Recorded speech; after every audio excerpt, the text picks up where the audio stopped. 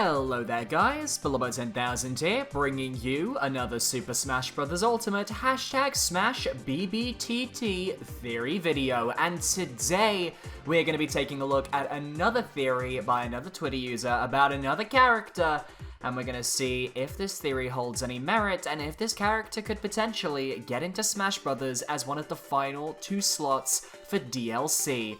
Now, before we get into this video, I want to give a massive shout out to all of my patrons this month. You guys are amazing. Your support has really helped out. If anyone wants to become a patron, links are down below. You get featured at the end of all my videos in the descriptions, and when you become a patron, I give you a shout out in the following video. It's a really cool thing, and I am just so grateful for everyone who is helping out.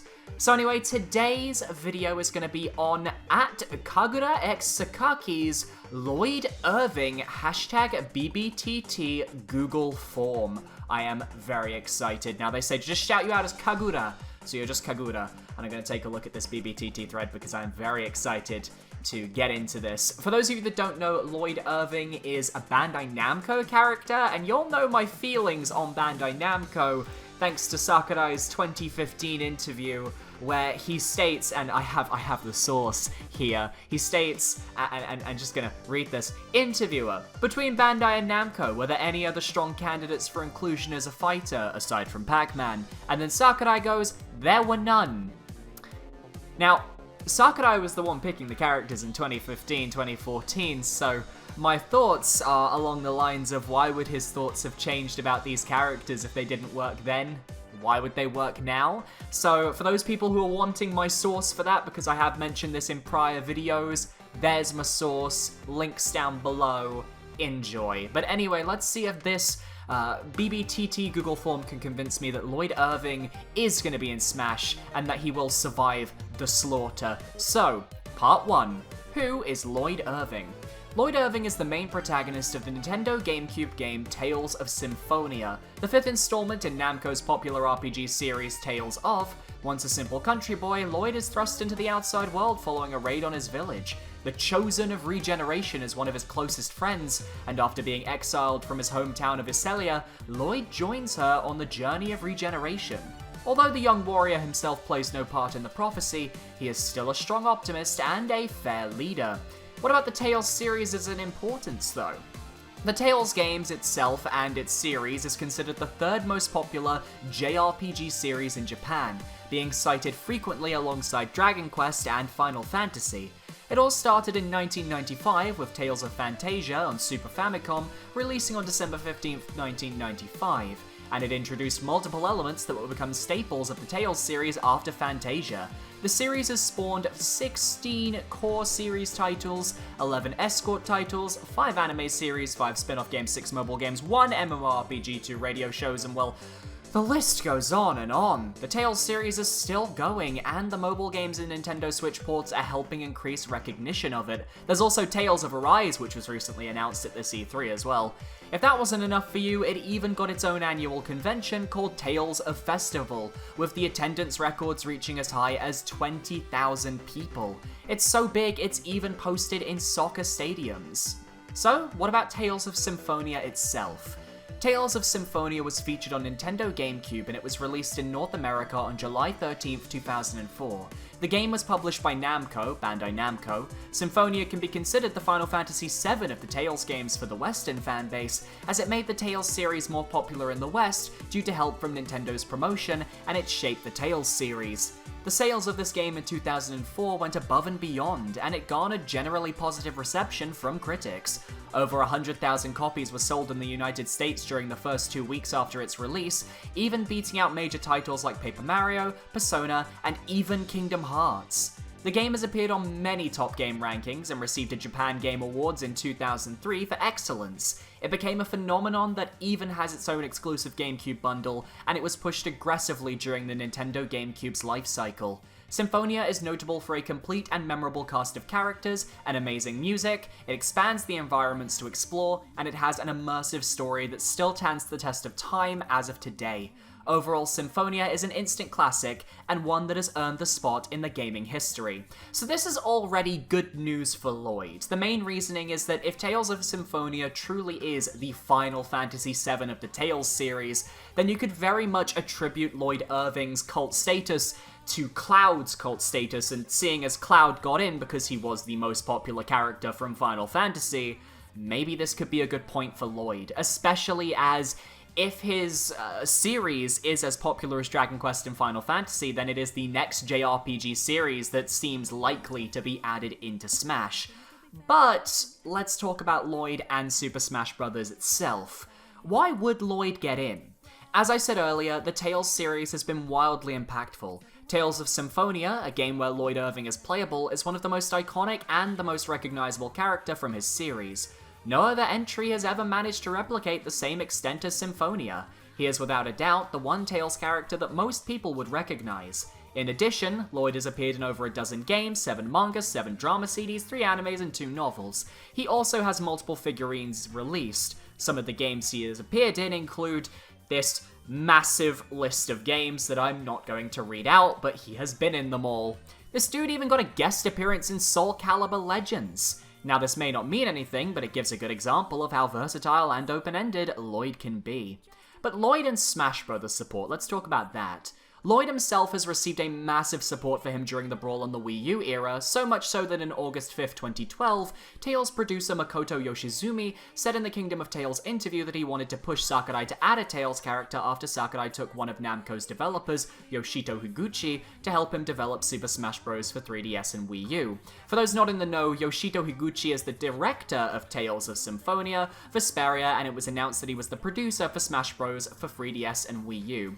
That concerns me, actually, because if this is a character that was worked on by Yoshito Higuchi, who was working on the 3DS and Wii U, then doesn't that actually damn Lloyd when you go back to my interview I cited earlier, where Sakurai said that from Bandai Namco's list of characters, there weren't really any characters that they wanted to add? Doesn't that hurt Lloyd, especially given Yoshito Higuchi would probably have had a lot of say in that decision as well as Sakurai? I mean, maybe I'm just speaking conjecture here, but that's not a good look. So let's talk about Yoshito Higuchi, and they say, I'm just going to read the bold, they say, as you already know, he's working on the next Smash Bros. Game, it's a loss for us and for the Tales series for the next 2 years. And Sakurai-san was like, let me borrow Higuchi-san, and I was like, okay. Maybe if you beg Sakurai-san, it will happen. I know Higuchi-san would love it, but the decision is Sakurai-san's. I think it's still a little too early to talk about it.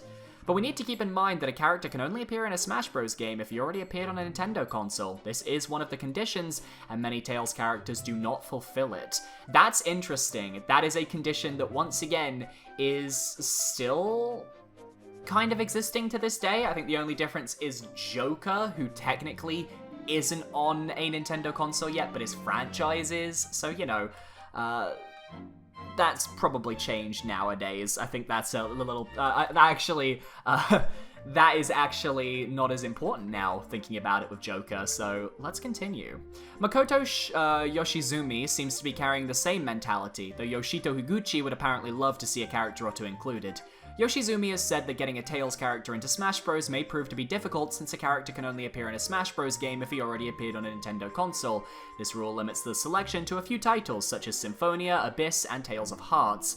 But this was proven wrong after Cloud Strife himself got in as DLC, as you don't necessarily need to be on a mainline Nintendo console to get in, although Final Fantasy VII did get a Switch port. Actually, Cloud has been in, I think, a rhythm game on the 3DS, so even then...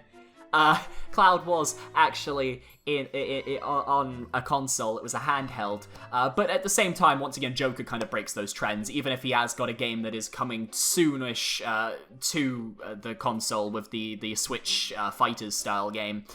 So the Smash Ballot. Nintendo released the Smash Ballot called Smash Bros. Fighter Ballot, where Nintendo would gauge their audience and on who their favorite characters were to make it into the game. This allowed the chance for players to present with a small form where they add the character's name and game of origin, as well as a reason to justify why they want that character. Players could enter their suggestions until October 3rd, 2015, and the characters with the most support got either confirmed as a fighter or Mii costumes.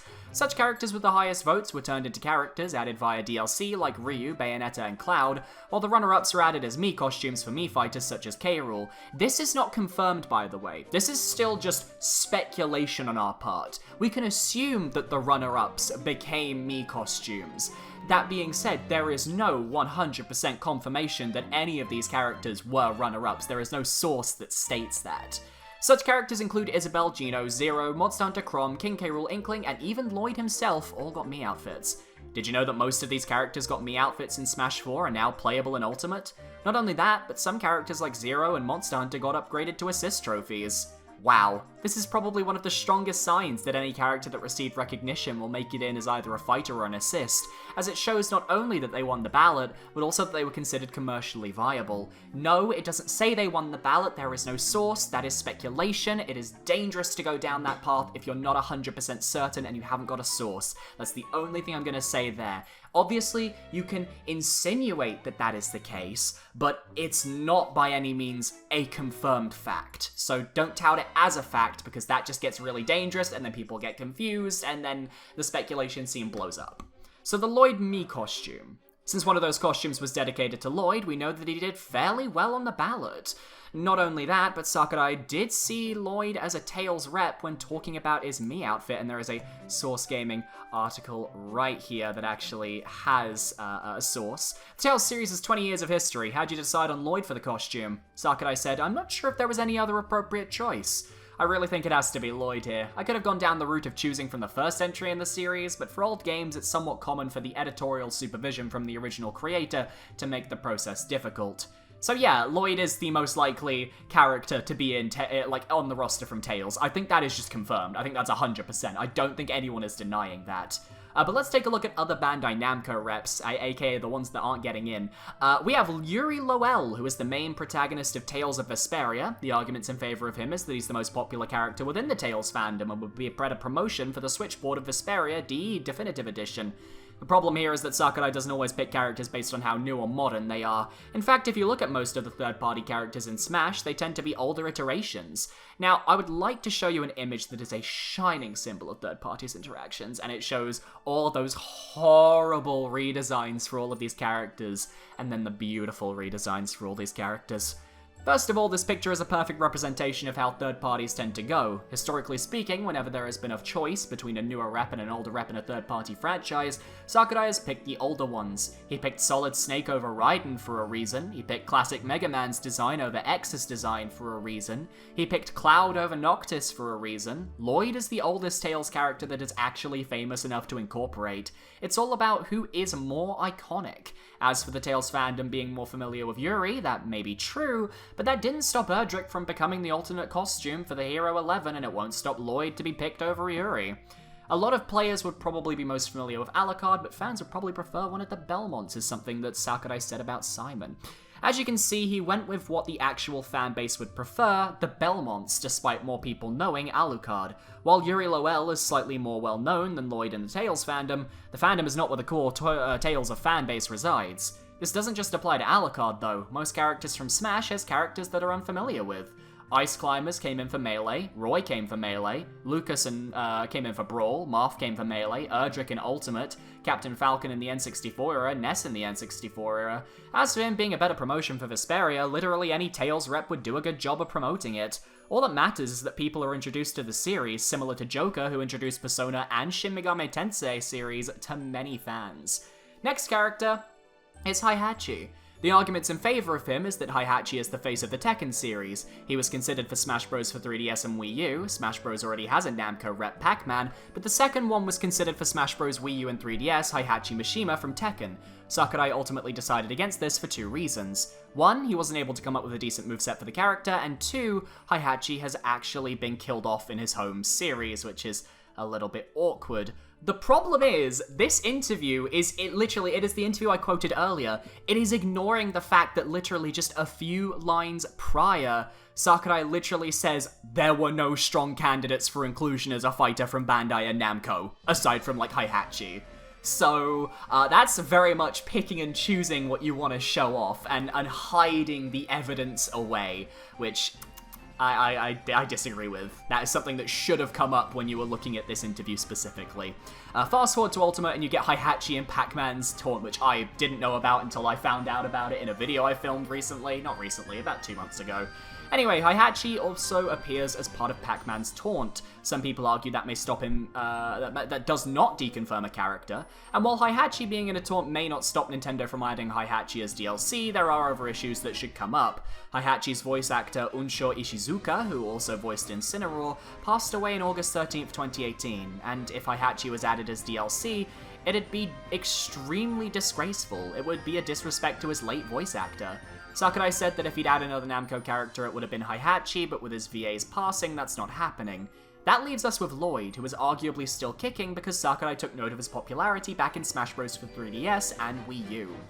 And now, the arguments against Lloyd. I'd like to start this section off by saying we've gone this far without once mentioning arguments. Nearly 11 whole pages and not a single sentence about arguments against Lloyd.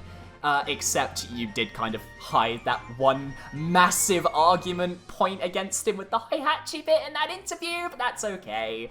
So anyway, this is the part of the show where I'm going to dig into the meat and potatoes of some common arguments and reasons for believing that Lloyd is not going to be in Smash Ultimate via the Fighter Pass. I'm doing this because so many people are clouded by this overwhelming opinion, and I'm here to tell you that not only can it be climbed, but I'll blast a hole through it for you.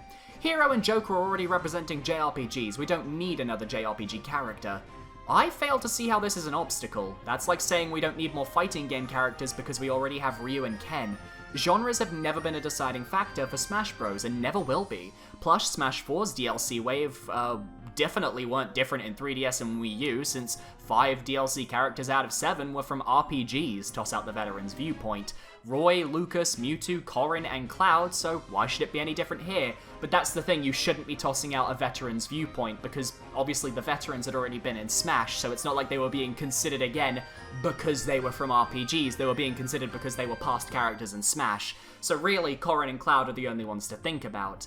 Also, I think this is a bit of a tough argument to kind of argue for, because if you take a look at Hero and Joker, they are very different JRPGs. Joker is very much a very stylish style of RPG, whereas the Hero is very traditional, and then if you look at Corrin and Cloud, Corrin is from a tactical JRPG, whereas Cloud is from a traditional JRPG, and I feel like Lloyd, he's actually got a very unique battle style in his game. Like, the JRPGs that he is from, the battle style is something I don't think we've actually seen before, so I think that does help Lloyd. I actually think this argument actually helps Lloyd in a way, because his JRPG has such a different battle style, if I recall from the footage that I used to download for the Lloyd parts of Rate Their Chances. So Tales of was leak bait, Lloyd is deconfirmed. When did this stop Ken from joining the game? The Grinch leak was infamously fake, yet Ken still made it in. He just makes sense in standpoint. Lloyd himself just makes sense even without leaks. I mean, I don't know why we're bringing up the Grinch leak here. I mean, the Grinch leak basically got Ken right because Ken was just literally, like, leaked, I would say, like, 4 or 5 months beforehand because of that one Splatoon image on Moray Towers, but okay. Lloyd is just another sword fighter. There's nothing unique about him. Oh, I love this argument because I obviously get the same issues with Isaac, so I can relate. Oh, I can relate. Lloyd Irving actually has a variety of weapons that he can pull off from his Smash moveset. The Tales series is known for categorizing its special abilities with base arts, basic moves, and arcane arts, more advanced, and combos are based base arts. I have no idea what that means. I'm just going to assume that it makes sense to Tales fans.